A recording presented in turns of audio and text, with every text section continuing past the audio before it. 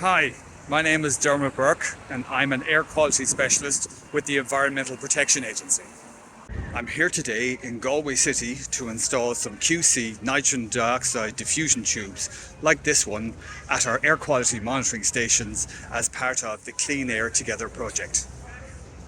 Did you know that the EPA monitors the traffic air pollutant nitrogen dioxide at two locations in Galway City?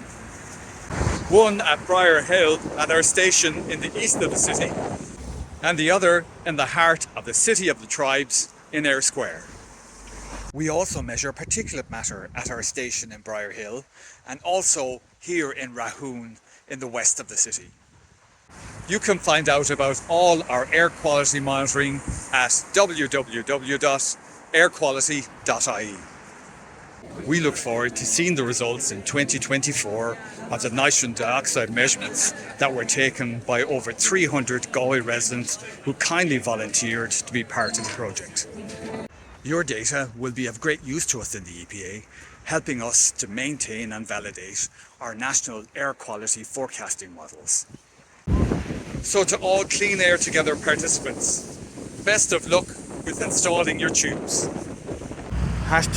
#CleanAirTogether.